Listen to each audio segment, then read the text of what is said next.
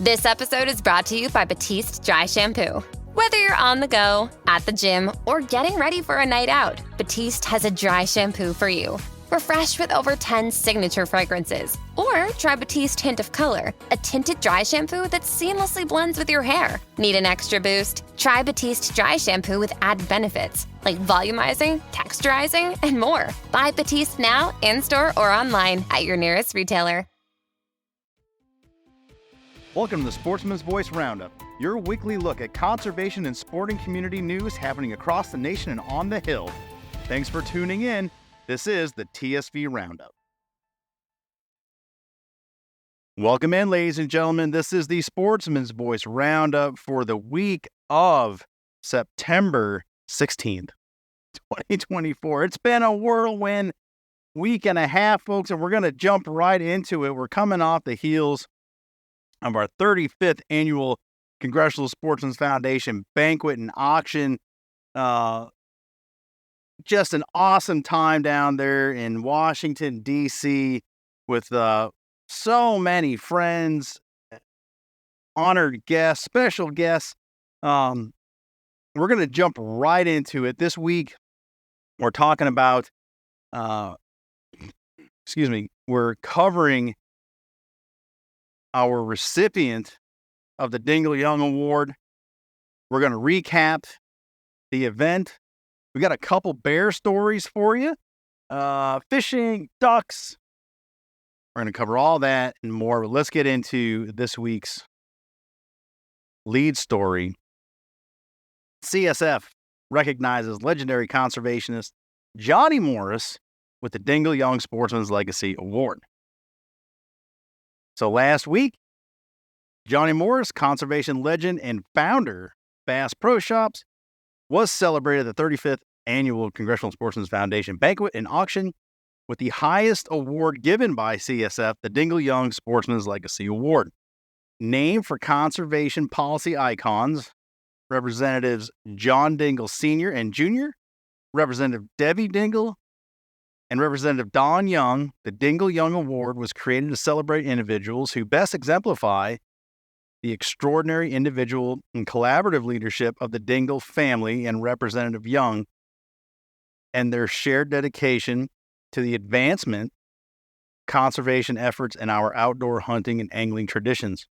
To be eligible for the Dingell-Young Award, an individual must demonstrate leadership and long-standing dedication to advancing two or more of the following areas: national conservation policy, the role of sportsmen and women in conservation, expanding public access to hunting, fishing, and or recreational shooting, increasing the engagement of youth and underrepresented communities in the sporting pursuits, and promoting our outdoor heritage in the policy arena.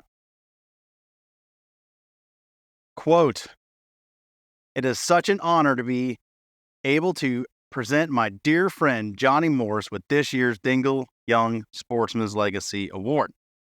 Johnny and I go way back, and I have seen firsthand his passion and commitment towards our great outdoor tradition," said Richard Childress, chairman and CEO of Richard Childress Racing. "Johnny is one of the greatest conservationists of our time and knows the vital contributions to our nation's sportsmen and women towards the protection of our nation's most treasured natural resources. And I cannot think of anyone more deserving in being recognized as this year's award recipient." Also from Mr. Richard Childress. Johnny Morris, lifelong conservationist and sportsman, has devoted his life to conserving what he loves most and inspiring past and present generations to love and respect our country's incredible natural resources. An avid bass fisherman, Morris got his start in 1972 by selling fishing tackle out of the back of his father's liquor store. For the first 13 years, this was the only Bass Pro Shop store. Today, Bass Pro Shops has become a household name for sportsmen and women across North America and is a destination for more than 250 million visitors annually. Over the last 50 plus years, Morris has not only grown the business that is an integral part of our sporting heritage, he has also made a significant impact on the sporting conservation communities. Morris's development of countless conservation and community initiatives, including programs that get kids engaged in the outdoors, advocacy efforts to defend conservation, and promote access for sportsmen and women, and his dedication to partnering with leading conservation organizations has rightfully earned him the widespread recognition as one of America's most outstanding conservation visionaries and leaders. Morris's unwavering commitment to conservation, communities, and America's outdoor heritage has inspired many and will continue to do so for the centuries to come. Quote, the Congressional Sportsmen's Foundation is, without question, one of the most effective bipartisan conservation organizations anywhere in the world. We are proud to work alongside our friends, Chairman Richard Childress, President and CEO Jeff Crane, and the entire CSF team to advance the cause of conservation, said Mr. Morris. The Dingell-Young, quote, the Dingell-Young Award was meant to honor those who have made a truly profound impact on our outdoor pursuits. To say Johnny Morris has done that is nothing short of an understatement, said CSF President and CEO Jeff Crane. He continues, Johnny's commitment to conservation and our time-honored traditions has had a positive impact on all of us, and his conservation legacy will continue to touch future generations when we need it the most. I cannot think of a more deserving individual to receive this honor, said Jeff Crane. In attendance for the award ceremony were approximately 60 members of the Congressional Sportsmen's Caucus, in addition to sporting conservation professionals, industry partners, as well as numerous sportsmen and women that have been inspired and touched by Johnny's leadership and impact. CSF applauds Johnny Morris for his commitment to America's 55 million sportsmen and women, and we are grateful for the opportunity to honor his monumental influence on our sporting conservation community. I will tell you, folks in the room can understand the energy, the emotion that came with this. If you were there, you know what I'm talking about. The rest of you, I'll do my best to describe it, but picture 700 plus people in a very full banquet hall, large banquet hall. Again, as the article referenced, leadership from the Senate, from the House, our chairman, Richard Childress, on the stage, our president and CEO, Jeff Crane, on the stage, Johnny Morris on the stage. And what was so cool, and just is so cool about Johnny Morris, is he's one of us. Yes, he owns a whole bunch of stores, and yes, his legacy is great, but he truly is one of us. He's an angler. He's a hunter. He loves his family. He wants so much to have these things live in perpetuity so that his son and his son's kids can experience all of this. And he told those stories. There were fantastic family photos shared. There were fantastic stories shared from Johnny's youth to his son and his grandkids.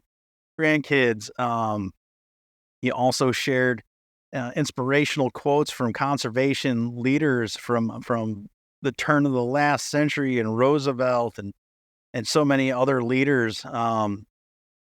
It was quite the speech. It was inspirational, and you could tell that it meant the world to him,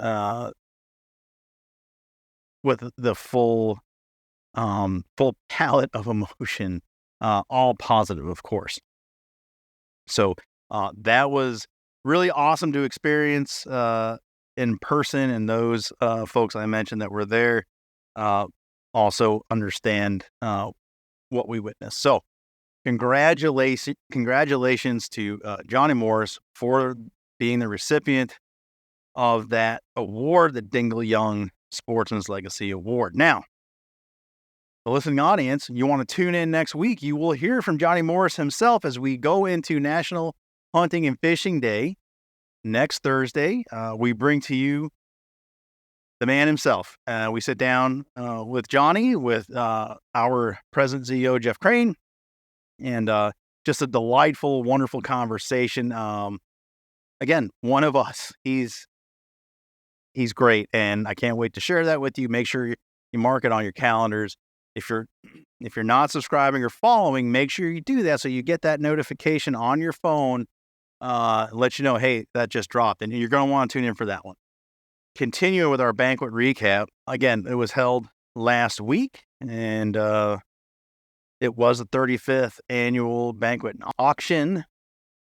In attendance of the banquet were special guests, Speaker of the House, Representative Mike Johnson.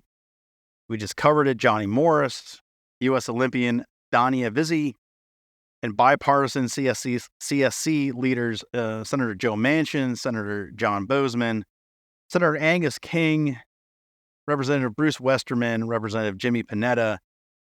At this year's banquet, CSF also, like we just covered, recognized Johnny for his contributions to conservation. It goes on to highlight already in 2024, the CSE has secured several major victories for sportsmen and women. These victories include the introduction of the MAP Oceans Act, a bill seeking to remove access uncertainty on marine waters, and the unanimous Senate passage of the America's Conservation Enhancement Reauthorization Act, ACE, a comprehensive bipartisan bill that seeks to reauthorize provisions that would bolster the conservation of fish, wildlife, and their associated habitats, and provide important protections for American anglers. The CSC was celebrated for these victories at the banquet and was also recognized for their unparalleled bipartisan leadership on Capitol Hill. As the largest and most active caucus in Congress, the CSC is renowned for its effectiveness and steadfast dedication to protecting and advancing sportsmen's traditions and fish and wildlife conservation on Capitol Hill and across the country. Quote, particularly during an election year, the need to see past the great divide of partisanship has never been more imperative. The bipartisan Congressional Sportsmen's Caucus, their unique ability to work across the aisle to advance the interests of America's 55 million sportsmen and women, is something well worth celebrating. He continues, events like CSF's annual banquet are important as it provides us with an opportunity not only to celebrate the vast achievements of the Congressional Sportsmen's Caucus, but also the opportunity to remember our similarities and our mutual love for the outdoors, especially in a time where we often tend to focus on our differences. End quote. CSF would like to extend a warm thanks to our mission partners and the sponsors who made the evening possible. Title sponsors include Bass Pro Shops, Cabela's, National Shooting Sports Foundation, Outdoor Sportsman's Group, Richard Childress Racing, and the Wild Sheep Foundation.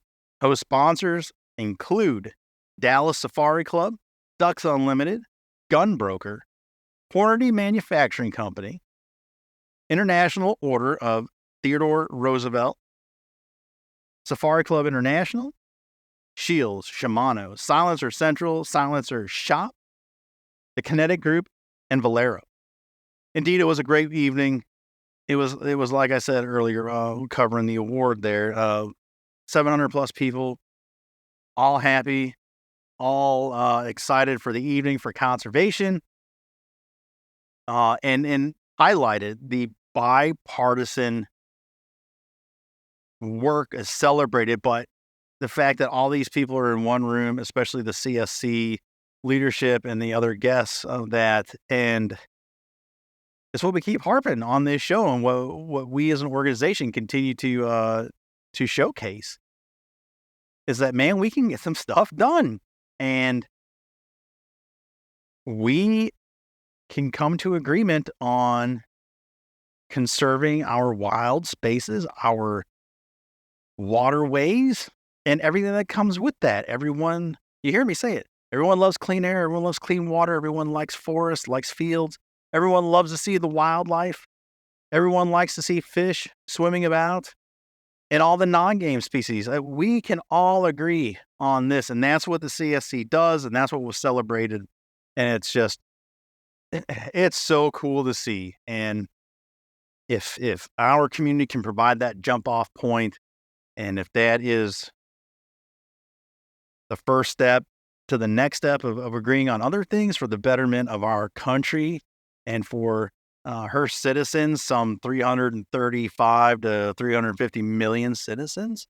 Yeah, we've been doing it for almost 100 years, shouldering a lot of stuff on the backs of the sporting community to make sure beautiful places are here. We do that, and let's we can be that jump off point. And anyway, I digress. It was a great night, wonderful evening. Proud to be a part of it, and a tip of the cap. Try to make sure we do that as often as possible. But our events team is just, man. I've been a part of a lot of events since my time in this professional space.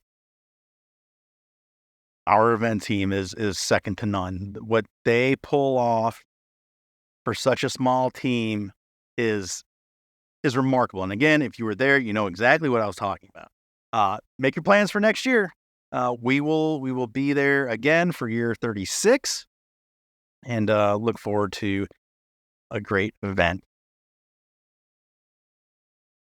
Let's go to the Bears. We're going to start in Oregon. Spring bear hunting to continue in Oregon. That's good. Marie Newmiller brings this to us. Black bear management in Oregon is currently a success story, with the population showing steady growth and a variety of age classes represented. In spite of the demonstrated success, groups who oppose the hunting of the charismatic megafauna and predators made an effort to end spring black bear seasons in a recent ODFW commission meeting. Thanks to the strong scientific and population data presented by the department, along with hunting community support, the season was renewed for the 2025 season in Oregon by a unanimous affirmative vote. The black bear population in Oregon is thriving and growing, and it's currently estimated to be 44,000 bears. The sporting conservation community in Oregon banded together to protect their heritage from emotionally driven arguments that had no basis in science, as often is the case. After a long hearing, Oregon Fish and Wildlife Commission voted unanimously to approve the science-backed 2025 hunting season proposed by ODFW. Included in the flood of verbal testimony and email correspondence were concerns from members of the anti-hunting organizations that opposed the spring season, saying that it violated fair chase rules, claiming bears are lethargic and prone to risky behavior when leaving their dens in the spring due to extreme hunger after hibernation. This claim was rebutted by ODFW as meritless, citing bear behavior during winter den checks as an example of their resiliency during and after the prolonged torpor state. In addition, the stated resiliency of black bears, ODWF, shared a population estimate of 44,000 bears statewide, with a median harvest age of 4 years old. In fact, the agency noted increasing bear populations in each management zone, predicting future growth despite current harvest level throughout existing fall and spring hunting season, with the department modeling showing sustained growth. ODFW proposed a 2% hunting tag increase and the creation of new youth hunt to offer sporting opportunities while allowing ODFW to meet the overall management goals for black bear. This is often the case on these kind of arguments, and what's happening there is happening over here in the east, is happening down south. Populations are growing and no one is taking advantage, or you have other people trying to shut a complete season down so that no one can go out and harvest these bears. All the agencies have population points that they would like to remain in and for carrying capacity and what they're modeling out. And oftentimes, particularly with bear, they tend to be over. And that can become detrimental to the bears. It can be tough for human-bear interactions. And as the North American model shows, hunting hunters are very much a part of that model and managing species. So good on the commission, good on them for continuing that into 2025. Would love to see a spring bear season where I live. I'm very envious of you folks out in the West who get to enjoy that. Head down to Louisiana. Black bear, a conservation success story. We've reported on this in the past. With the passage of a black bear season now coming to Louisiana, 10 tags have been made available for Louisiana to draw through the 2024 Black Bear Lottery, which is open for application until September 25th. The funds generated through that lottery and license revenue will go back to the management of Louisiana black bear.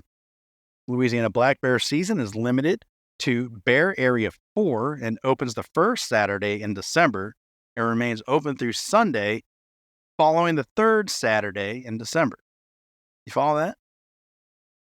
Throughout the open comment period offered by Louisiana Department of Wildlife and Fisheries and its commission before the final vote, the Congressional Sportsmen's Foundation maintained and emphasized that hunting is essential to ensuring genetically diverse populations and minimizing human-wildlife conflict. Literally just said all of it. It'll be cool to hear what happens there with those 10 tags. I hope all 10 tag holders are successful, and look forward to future reporting from Mark Lance on that. Hopefully there will definitely be a recap on the season. I'll be very interested to see what those percentages look like. Let's hear from Bob Matthews. All fish, no fees. Free fishing weekends introduce newcomers to angling and provide families and friends with shared memories outdoors. Free fishing days allows folks that have never picked up a rod, or at least haven't in a while, to enjoy their state's natural resources without being required to hold a license. While most states offer their free fishing opportunities in the summer, Indiana is one of the only state in the Great Lakes region that allows for free fishing, which will coincide with National Hunting Fishing Day on September 28th. CSF supports efforts to broaden the base of participating sportsmen and women, which increases the financial resources available to state fish and wildlife agencies and allows them to better manage the resource that sportsmen and women have long pursued. By allowing limited days, anglers need not possess a fishing license to hit the water. State Fish and Wildlife agencies hope to introduce newcomers to state waters and hopefully convert them into lifelong anglers. Sportsmen and women play a significant role, as we have always talked about, as it concerns the American system of conservation funding. And a handful of fishing days that are free each year is a small investment compared to the potential revenue that newcomers could contribute to the agency in the long term. Nothing wrong with that. And most of those agencies will post those free fishing days. As a matter of fact, I think there's actually a website. I don't have it at my fingertips, so I can't give it to you, but there's one out there that highlights every year what the free fishing days are. Most of them, like Bob mentioned, occur in the summer. I can tell you here where I live, we have a free fishing day, I think, in the beginning of the summer, and then we have a free ice fishing day or weekend, supposing we have ice. It's been challenged around southern and middle New England, and I suspect much of the Northeast for ice fishing. But if there's ice, they will have that free fishing day, which is, if you've ever done it, it's pretty cool. A different way to fish for fish. Just a cool experience. If it's free, you might as well go check it out. All right. Finally on this one here, duck, duck, goose. Waterfowl seasons are opening up in the mid-Atlantic region. This from Kaylee Leager. You can find more information about the Mid-Atlantic states waterfowling hunting seasons at the links provided. So if you go to the EPUB, if you subscribe to the EPUB of the Sportsman's Voice, Kaylee has provided links to Delaware, Maryland, Pennsylvania, Virginia, West Virginia, where you can find out all the waterfowl dates, bag limits, et al. Currently, Delaware, Virginia, and West Virginia are the only states that allow for Sunday waterfowl hunting within the Mid-Atlantic region. Important to know. Waterfowl hunters now have one less piece of paper to carry because in December of 2023, President Biden signed the Duck Stamp Modernization Act into law, one of CSF's top priorities. And we've done extended coverage of that. If you listen to feature episode last week, you heard us talking with Governor Chris Sununu in New Hampshire about this throughout the course of that conversation. Mid-Atlantic states waterfowlers can cut their teeth for the year on flying fowl during their respected states' resident early Canada goose seasons. Resident early Canada goose seasons either close right before the early duck or they overlap. Maryland, Delaware, and Virginia have special teal seasons, which typically run for a few weeks in September, while Pennsylvania, West Virginia duck seasons don't open until early October. Additionally, Mid-Atlantic states are within the migration range of the coveted black duck, which is primarily only found in the Atlantic flyaway. I took a black duck myself last year in Delaware, and that is true. I can also tell you, if you want a black duck and you can't get to the Mid-Atlantic, but you can make it up here, we got tons of them up here in the coastal waters of New England, New Hampshire, north. We're loaded. So if you want your black duck, if you're doing your slam of ducks, if you're one of those, Mid-Atlantic, Atlantic flyaway, we got black ducks. Let's see here. Out of the 5 Mid-Atlantic states, Delaware, Virginia, and West Virginia allow hunters to target waterfowl 7 days a week, while Maryland and Pennsylvania's waterfowl are still under the rule of the antiquated blue laws. While Maryland legislators continue to introduce legislation that would repeal the longstanding prohibition on Sunday waterfowl hunting, it continues to fail. Not because of our efforts, for sure. For example, Maryland Legislative Sportsman's Caucus co-chair, Delegate Kevin Hornberger, introduced House Bill 778 during the 2024 legislative session. CSF, along with other sporting groups, submitted testimony and or testified in favor of the legislation. Historically, the language pertaining to the removal of the prohibition removed via amendments or standalone bills such as 778 die from inaction by the committee. And Pennsylvania legislation aimed at fully removing the long-standing Sunday hunting prohibition also continues to be introduced, but never seems to make it across the finish line, except for Senate Bill 147 in 2020, which authorized 1 day of deer hunting on Sunday during the archery season, 1 day during the firearm season, and 1 day for firearm bear season. Currently, there are 2 pieces of legislation, House Bill 2106 and Senate Bill 67, that are awaiting action. So there you have it. That is the news as we see it, or as we're reporting from around the nation for the week of September 16th, 2024. Again, as we announced at the beginning of the program, protecting outdoor pursuits, pop4conservation.com. Go there, enter to win big. And big sweepstakes. No feature this week. Again, as I referenced, go back, take a listen to the Governor Chris Sununu spot. Great conversation. Again, another just down-to-earth individual. Thoroughly enjoyed it, not just because of my biased love for my state of New Hampshire, but just another great individual who sees things common sense, and one of us, just someone that gets it and wants what's best for the resource and understands the difference between conservation, preservation, and how that all works. So again, go back, check that out, share it amongst your friends. Governor Sportsman's Caucus Chair Chris Sununu was our guest last week. And as I said here, tune in next week for our celebration of National Hunting Fishing Day, as we have Johnny Morris on as our guest, along with our president and CEO at CSF, Jeff Crane. Another great conversation, and I can't wait for everyone to hear it. That is it for this week's show. Went a little long. Thanks for hanging in there.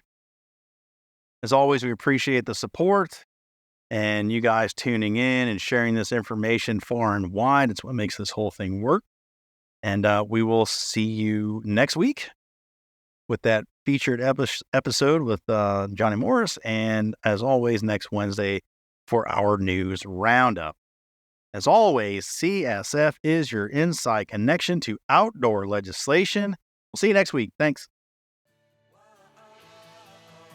Thanks for joining us on this edition of the Sportsman's Voice podcast. Ladies and gentlemen, your support is crucial, and you can help us out right now by leaving a review, filling in those 5 stars where available, sharing this episode with friends and family, and engaging with us socially. CSF can be found on Facebook, Instagram, and X, formerly known as Twitter. Together, we can protect the outdoor sports we love and continue to keep you informed wherever you are. That's it for this week. Until next time, we'll see you later.